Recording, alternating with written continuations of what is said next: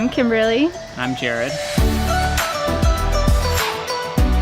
We got Sierra about 4 years ago. She's named after a Sierra Nevada brewery. My coworker's brother was actually looking to bring her to the shelter when I saw her picture, and Jared and I were already thinking about getting a dog. So I was like, Jared, we have to get this dog, and then we pretty much took her home the next day. And funny enough, we wanted to get we were gonna get a corgi.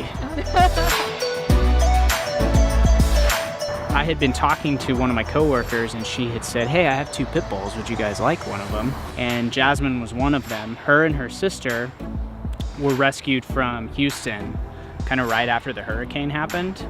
Her and her litter were born in an apartment and then split up, and she became like the apartment rover.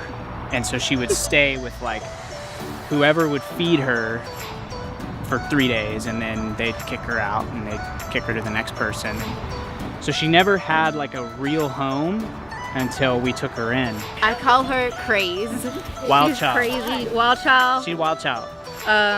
She's definitely does her own thing, marches to the beat of her own drum, has the zoomies all the time. Yep. Super animated, loves to love on people. She just like gets these bouts of energy and just like locomotive through the house for no reason whatsoever. Sierra does her grump face. Yeah. She'll have this look and she'll just have her lip and she'll just be grumping. She'll come up and like sit at the edge of the bed. And so we're like laying in bed, and then you kind of look up and she's there. And like she has this like demanding whine that's like, you better do something about. Oh, and then she'll start like pawing you. Yep. Paw, paw. Give me something. I want attention.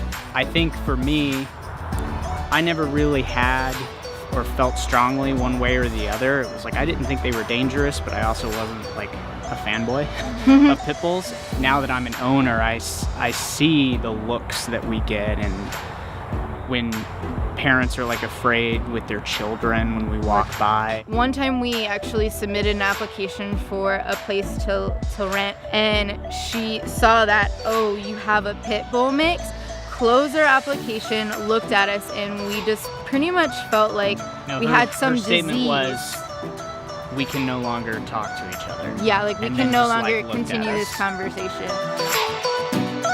At least from what we've learned having pit bulls, the best way to go about changing the stigma, I guess, is just having them come out and showing people that like they're okay. 99% of them are fine, and those that have a rough life, you know, it's not their fault.